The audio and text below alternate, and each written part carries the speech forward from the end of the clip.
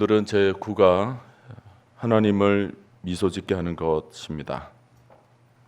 어제 과에서 우리는 하나님의 기쁨을 위해 창조되었다라는 사실을 묵상을 했습니다.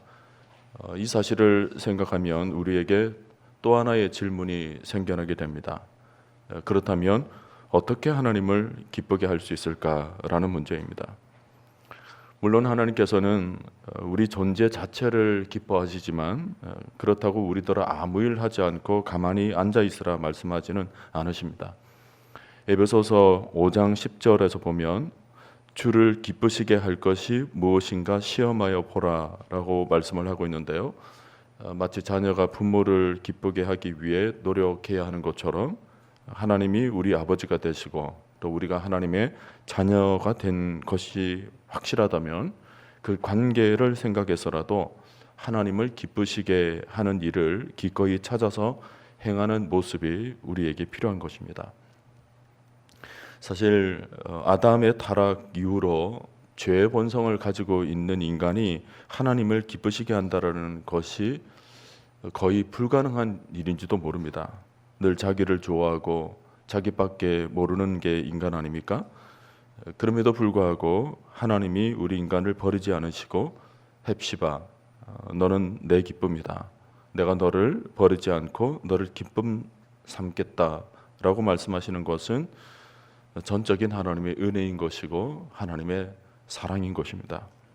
이 은혜를 생각한다면 정말 하나님을 기쁘게 하기 위해서 우리가 할 수 있는 최대한의 노력들을 하지 않으면 안 될 것입니다. 그런 의미에서 오늘은 하나님을 기쁘시게 하기 위해서 우리가 어떻게 신앙생활을 할 것인가를 묵상해 보도록 하겠습니다. 자, 오늘의 말씀을 보세요. 시편 147편 11절 말씀 우리 다 같이 읽을까요? 여호와는 자기를 경외하시는 자들과 그의 인자하심을 바라는 자들을 기뻐하시는도다. 지난 시간에 살짝 살펴봤던 본문입니다. 바로 서론도 읽습니다. 하나님을 미소짓게 하는 것이 우리 삶의 목표이다. 하나님께 기쁨을 드리는 것이 우리 인생의 첫 번째 목적이기 때문에 우리가 수행해야 할 가장 중요한 임무 또한 그 목적을 달성하는 방법을 찾는 것이 되어야 한다. 성경에서 하나님을 기쁘시게 하는 삶의 모본을 보여준 노아의 삶과 신앙을 통하여 하나님을 미소짓게 하는 5가지 예배의 모습을 살펴보자. 우리가 잘 아는 것처럼 노아가 살았던 시대는 이루 말할 수 없을 정도로 하나님을 슬프게 하던 시대였습니다. 창세기 6장을 보면 당시 사람들이 얼마나 죄를 많이 지었느냐 하면 죄악이 세상에 가득함과 그의 마음으로 생각하는 모든 계획이 항상 악할 뿐이라고 기록하고 있거든요. 그래서 하나님이 사람을 지으신 것을 한탄하시고 마음의 근심까지 더하셨다고 했습니다. 그런데 그 시대 속에서 유독 노아에 대해서는 이렇게 기록을 하고 있습니다. 노아는 하나님께 은혜를 입었더라. 노아는 의인이요 당대의 완전한 자라. 그는 하나님과 동행하였으며. 그러니까 온 세상이 하나님을 떠나서 근심케 하던 시대에 노아만큼만은 하나님을 기쁘게 했다라는 것입니다. 도대체 노아가 어떻게 했길래 하나님을 기쁘시게 만들 수 있었을까? 5가지입니다. 스크린에 비춰지고 있는데 우선 머릿속에 이 5가지를 한번 외워보시기를 바랍니다. 하나님을 미소짓게 하는 5가지. 첫째는 하나님을 가장 사랑할 때, 둘째는 하나님을 온전히 신뢰할 때, 셋째는 온 마음을 다해 순종할 때, 넷째는 하나님을 항상 찬양하고 감사할 때, 그리고 5째는 우리에게 주신 능력을 하나님을 위해 사용할 때. 이 5가지 가만히 보면 모두가 다 시옷이 들어가 있죠. 시옷. 그러니까 사랑, 신뢰, 순종, 감사, 능력, 사용. 이 5가지로 우리가 살아갈 때 우리는 하나님을 기쁘시게 할 수 있고 또 덤으로 우리도 참된 기쁨을 누릴 수가 있게 되는 것입니다. 다 외우셨습니까? 사랑, 신뢰, 순종, 찬양과 감사, 능력 사용. 이 5가지. 자, 하나하나 살펴볼까요? 첫째로, 하나님은 우리가 하나님을 가장 사랑할 때 미소 지으신다. 하나님이 우리에게 가장 원하시는 것은 관계입니다. 좋은 관계. 하나님 말을 전적으로 사랑하는 관계. 하나님이 저와 여러분들을 사랑하셔서 독생자 외아들을 주시기까지 사랑하셨는데, 그 사랑을 받은 저와 여러분들이 다시금 그분께 사랑으로 반응해 주길 하나님이 원하시는 것입니다. 호세아 6장 6절 말씀을 보면 나는 인애를 원하고 그랬죠. 인애. 여기서 말하는 인애는 신실하게 하나님을 사랑하는 마음이거든요. 나는 인애를 원하고 제사를 원하지 아니하며 번제보다 하나님을 아는 것을 원하노라. 우리가 단순하게 예배를 드리는 그런 형식적 모습을 원하는 것이 아니라 하나님은 우리의 마음을 보신다는 거예요. 하나님을 얼마만큼 진솔되이 사랑을 하는가, 전심으로 사랑하는가. 그리고 하나님을 아는 것을 원하노라 그랬는데, 하나님을 안다라는 것은 단순하게 지식적인 것을 의미하는 수준이 아니라 삶 전체에서 전인격적으로 하나님과 관계를 맺는다라는 뜻입니다. 우리가 마음을 다하고 목숨을 다하고 뜻을 다하여 하나님을 사랑하는 관계를 맺는 것을 하나님께서 원하신다라는 거예요. 노아 시대를 잠깐 생각을 해보세요. 교재를 봅니다. 노아의 시대는 전체적인 파탄과 죄악이 관영한 시대였지만 노아는 세상의 그 어떤 것보다 하나님을 사랑했다. 더 나아가서 노아는 모든 사람이 하나님을 사랑하지 않고 떠나 있을 때에도 하나님을 사랑했다. 그 다음 문장 밑줄을 그으세요. 하나님이 우리에게 진정 원하시는 것은 이처럼 시대와 환경을 초월한 사랑의 관계다. 시대와 환경을 초월한 사랑의 관계라는 말을 묵상해 보세요. 오늘 우리는 하나님만을 전적으로 사랑하기가 참 힘든 세상을 살아가고 있습니다. 과거에 비해서 세상의 것들이 너무 화려하고 아름다워져서 세상 맛을 한번 보고 나면 거기에 빨려 들어갈 수밖에 없는 현실 속에서 우리가 살고 있는 거죠. 자, 이런 현실 속에서 우리가 이런 시대와 환경을 초월하여서 세상 풍조에 요동함 없이 오직 하나님 말을 사랑할 수 있는 마음이 얼마나 귀하겠습니까? 전혀 요동치 않고 환경에 흔들림 없이 전적으로 하나님만을 바라보며 그분만을 사랑하는 그런 마음. 노아는 그렇게 살았다라는 거예요. 다 한 가지로 치우쳐서 하나님을 멀리하고 세상의 즐거움과 낙을 누리고 살고 있는데, 그 가운데 노아는 세상의 그 어떤 것보다도 하나님만을 사랑했다라는 것입니다. 오늘 우리도 세상 풍조나 세상 문화에 휩쓸리지 않고 하나님을 온전히 사랑할 수 있어야 참 신자가 되는 것입니다. 마지막 그 손표시 문장 밑줄을 긋고 색칠까지 하셔서 꼭 기억을 하세요. 시대와 환경을 초월한 사랑은 하나님을 기쁘시게 한다. 자, 두 번째, 하나님은 우리가 하나님을 온전히 신뢰할 때 미소 지으신다. 하나님을 온전히 신뢰한다라는 것은 하나님을 전적으로 믿는다라는 말입니다. 하나님의 존재, 하나님의 성품, 하나님의 약속, 하나님의 신실하심, 또 하나님의 축복하심, 하나님의 모든 것을 믿는다라는 것입니다. 이 믿음이 있을 때 하나님을 기쁘시게 한다는 말인데, 히브리서 11장 6절을 보면 이것을 우리가 확인할 수 있죠. 믿음이 없이는 하나님을 기쁘시게 하지 못하나니 하나님께 나아가는 자는 반드시 그가 계신 것과 또한 그가 자기를 찾는 자들에게 상 주시는 이심을 믿어야 할지니라. 성경은 이 말씀을 하고는 그 다음 7절에서 누구 얘기를 하냐면 바로 노아 얘기를 가지고 옵니다. 믿음으로 노아는 아직 보이지 않는 일에 경고하심을 받아 경외함으로 방주를 준비하여 그 집을 구원하였으니 이로 말미암아 세상을 정죄하고 믿음을 따르는 의의 상속자가 되었느니라. 사실 노아를 보면 하나님만을 온전히 신뢰한다는 것이 정말 쉽지는 않았을 겁니다. 험한 세상에서 아무도 믿지 않는 하나님을 지금 혼자 믿고 있는 거예요. 또 단순히 마음으로 믿고 사는 정도가 아닙니다. 다른 사람들이 다 보는 앞에서 산 꼭대기에다가 배를 만들어라고 말씀을 하죠. 나중에 비가 내려서 산 꼭대기를 다 덮이게 된다는 것입니다. 이해할 수 없는 순종까지 덩달아 요구된 상황입니다. 우리는 지금까지 역사를 거쳐오면서 역사 이래로 큰 비들을 가끔 경험하기도 했지만 당시 노아는 지금까지 한 번도 큰 비를 본 적이 없었습니다.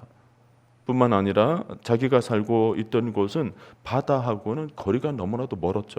수백 킬로 정도 떨어져 있는 곳이었습니다.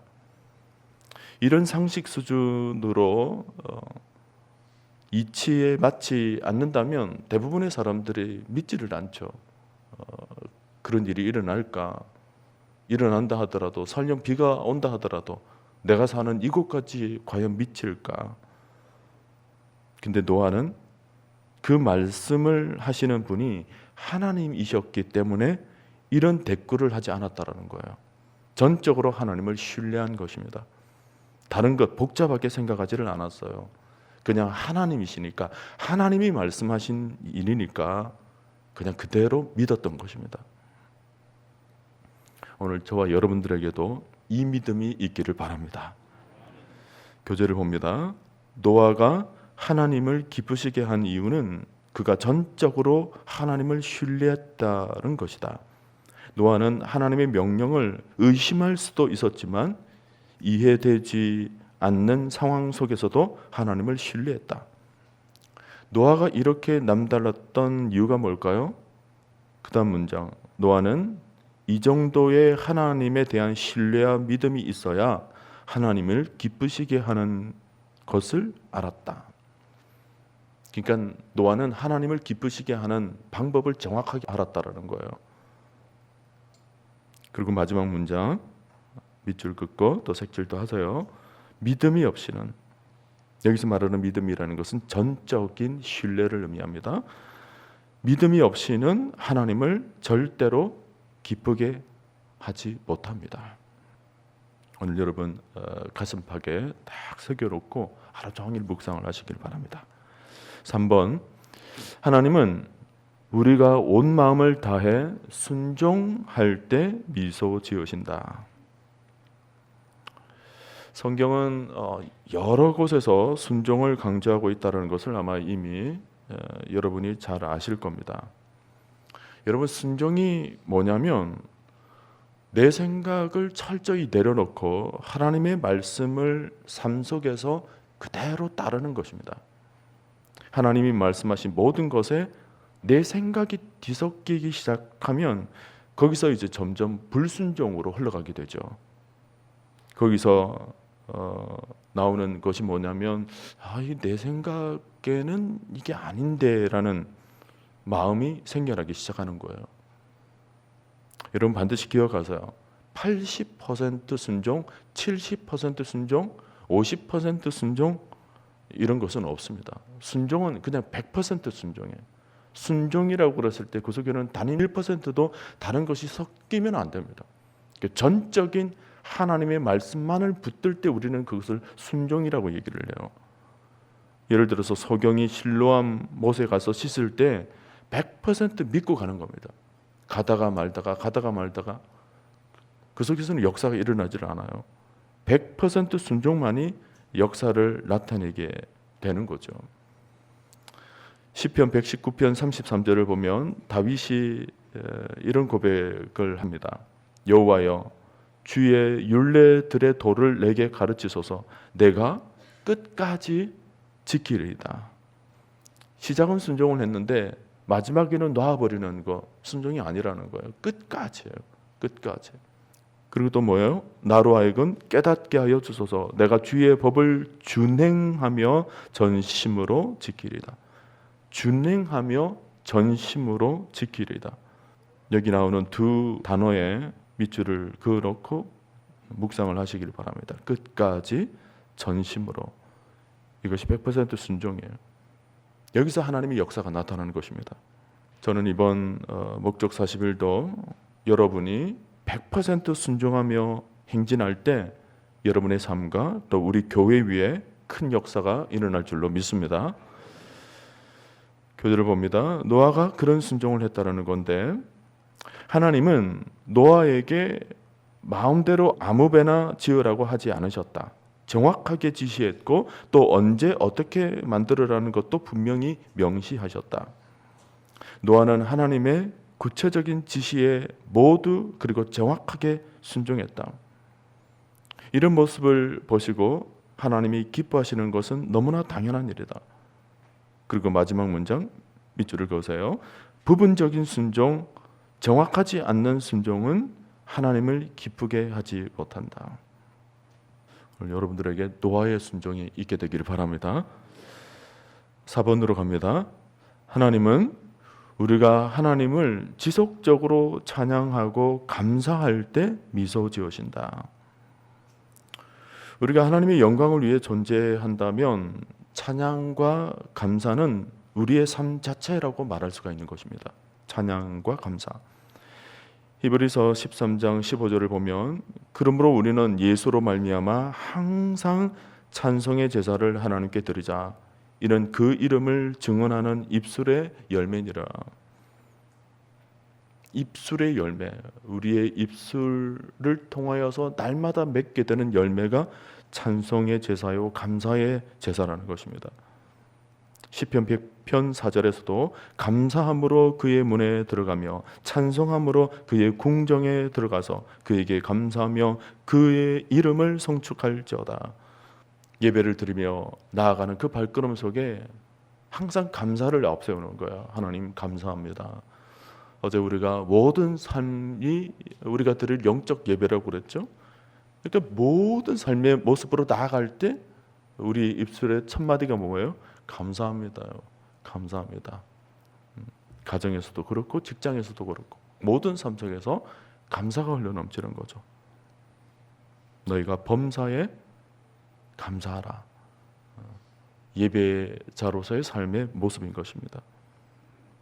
하나님의 하나님 되심을 찬양하고 그분이 우리를 위해 하신 모든 일들에 대해서 날마다 우리가 감사하며 나아갈 때 하나님은 그런 우리를 보시면서 기뻐하신다는 것입니다. 교재를 봅니다. 노아는 찬양과 감사의 마음으로 살았기 때문에 하나님을 기쁘시게 했다. 세상에 그 누구도 하나님을 예배하지 않았을 때 노아는 하나님께 예배를 드렸고 홍수에서 살아남은 이후 그가 가장 먼저 한 행동 또한 산제물로 하나님께 감사를 드린 것이었다. 그리고 마지막 문장, 오늘 손표시가 되어 있는 모든 문장들은 다 색칠을 해놓고 여러분 다 핵심 문장들이니까 깊이 묵상을 하시기를 바랍니다. 변함없는 찬양과 감사를 통해 하나님을 기쁘게 할 수 있다. 이런 삶을 통해서 여러분 모두가 하나님의 기쁨이 될 수 있기를 바라고요. 자, 마지막 5번. 하나님께서 우리에게 주신 그 능력을 하나님을 위해 사용할 때 미소 지으신다. 오랜 홍수가 끝나고 노아가 방주에서 나왔을 때 하나님이 이런 말씀을 주세요. 창세기 9장인데 하나님이 노아와 그 아들들에게 복을 주시며 그들에게 이르되 생육하고 번성하여 땅에 충만하라. 그런 말씀을 하세요. 이 말씀은 창세기 1장 28절에서 나왔던 말씀입니다. 처음 아담에게 하셨던 말씀을 그대로 노아에게 하신 거예요. 여러분, 아담에게도 했던 말을 노아에게도 동일하게 하신 이유가 뭔지 아세요? 우리 인간에게는 생육하고 번성하고 땅에 충만할 수 있는 그런 능력이 있다라는 것입니다. 그런 능력을 사용하라는 거예요. 여러분, 성경적인 의미로 얘기를 하면 인간의 능력은 두 가지로 분류를 할 수가 있습니다. 하나는 우리 자신에게 이미 하나님께서 부여해 주신 능력이에요. 이것은 개인의 은사를 가리키는 말인데, 하나님께서 우리 모두를 다양하게 사용하시기 위해서 각각 다른 능력과 은사들을 이미 우리에게 주신 것입니다. 그리고 또 하나는 우리와 함께하는 능력입니다. 이것은 우리 안에 있는 것이 아니라 하나님께서 우리와 함께 하실 때 나타나는 능력이에요. 이것은 성령이 역사하시는 능력이죠. 이것은 마치 커다란 창고에 가서 누구라도 필요한 대로 받아 쓸 수 있는 것과 같습니다. 믿음만 있으면 되는 거죠. 머릿속에 딱 정리를 하세요. 내 안에 지금 하나님께서 내 개인에게 그냥 부어주신 하나님의 은사, 그 능력도 있고, 또 나와 함께 하시는 하나님, 그분을 통해서 내가 믿음으로 얻게 되는 능력, 우리에게는 그런 능력이 있는 거예요. 하나님은 우리가 이 땅을 살면서 수시로 이 능력을 사용하기를 원하시죠. 역대상 16장 11절, 여호와와 그의 능력을 구할지어다. 항상 그의 얼굴을 찾을지어다. 시편 105편 4절 말씀, 여호와와 그의 능력을 구할지어다. 그의 얼굴을 항상 구할지어다. 능력을 구하라는 거예요. 능력을 찾으라는 거예요. 그리고 내 안에 있는 능력을 사용해라는 것입니다. 그러니 우리가 능력이 없어서 하나님께 영광을 돌리지 못한다는 말은 이제부터는 여러분 성립하지 않는다는 것을 아셔야 됩니다. 아이고, 나는 능력이 없어요. 나는 재주가 매주예요. 그러시면 안 돼요. 이미 하나님께서 주신 능력을 여러분 발견할 수 있기를 바라고, 또 내 안에는 능력이 발견되지 않는다 하더라도 나와 함께 하시는 하나님이 능력을 가지고 계신 분이기 때문에 하나님께 능력을 구하시는 여러분들이 되시기를 바랍니다. 사도 바울이 이렇게 고백하지 않습니까? 내게 능력 주시는 자 안에서 내가 모든 것을 할 수 있느니라. 누구든지 하나님께 영광을 돌리는 일을 하기 위해서 하나님, 나에게 그런 능력이 필요합니다 라고 하나님께 능력을 구하게 되면 그 일을 통해서 하나님께서 여러분들에게 능력을 부어주시고, 그리고 그 능력을 여러분께서 사용하게 될 때 하나님께서 여러분들 모습 가운데 기쁨을 하나님도 누리시고, 또 우리에게도 그 기쁨도 안겨다 주시고, 이렇게 할 줄로 저는 믿습니다. 사실은 이런 능력이 없어서 우리가 하나님께 영광을 돌리지 못하는 것이 아니에요. 오히려 능력을 우리에게 부어주셨는데 그런 능력을 엉뚱한 데 사용하기 때문에 이게 엇갈리게 된 거죠. 이제는 여러분들에게 부어진 능력을 하나님의 영광만을 위해 사용하는 은혜가 있게 되기를 바랍니다. 교재를 보면서 정리를 합니다. 우리가 성경을 읽고 교회에 가며 기도하고 믿음에 대해 얘기하는 것과 같은 영적인 활동을 할 때에만 하나님이 우리를 바라보며 기뻐하시는 것이 아니다. 우리의 모든 능력을 동원하여 최선을 다해 살아가는 모습을 통해서도 하나님은 기쁨을 누리신다. 세속적인 능력은 없다. 단지 능력을 오용할 뿐이다. 우리는 모든 활동, 모든 능력을 하나님을 기쁘시게 하기 위해 사용할 수 있다. 아멘이죠? 자, 2번으로 갑니다. 자, 그렇다면 우리가 이렇게 하나님을 미소짓게 하는 삶을 살게 될 때 우리가 얻게 되는 영적인 유익이 무엇일까요? 하나님을 미소짓게 함으로써 얻는 영적 유익, 한마디로 정리를 하면 하나님이 주시는 참된 기쁨을 얻을 수 있다. 참된 기쁨이요. 세상에서 얻을 수 있는 어떤 쾌락적 기쁨이 아니에요. 우리 영혼 가운데 찾아오는 참 기쁨이죠. 영으로 노래할 수 있고, 영으로 감사할 수 있고, 영으로 환히 웃을 수 있는, 영혼이 기뻐하는 일이 일어나게 된다는 것입니다. 교재를 읽습니다. 우리가 하나님께 찬양과 감사를 드릴 때 놀라운 일들이 벌어진다. 하나님께 기쁨을 드리면 우리의 마음도 기쁨으로 가득 차게 된다. 우리는 하나님이 우리를 위해 해주신 것들에 기뻐하고 우리가 그 즐거움을 하나님께 표현할 때 하나님 또한 기뻐하신다. 그리고 이는 우리에게 더 큰 기쁨을 안겨다 주신다. 그리고 이 모든 것이 예배 속에서 나타나는데 예배는 기쁨의 상호작용이다.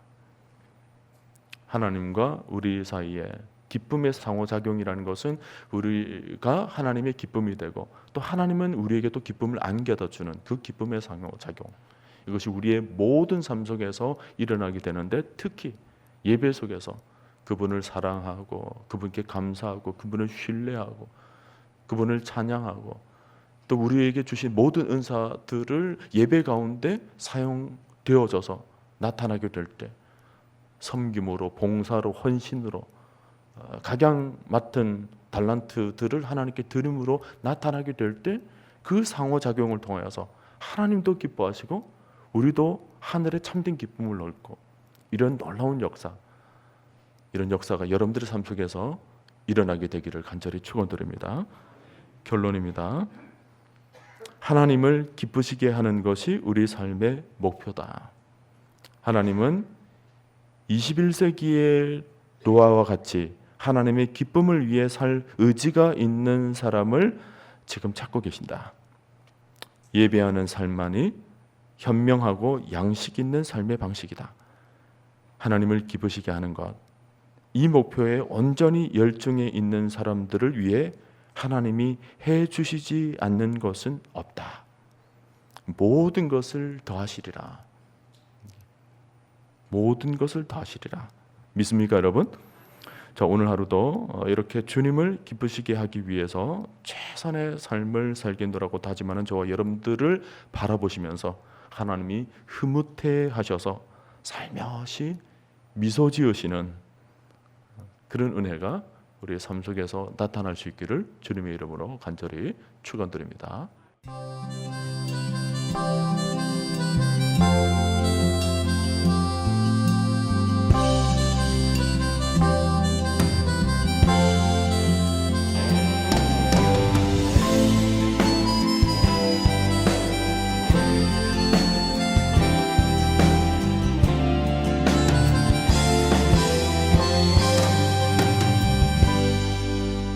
나 주님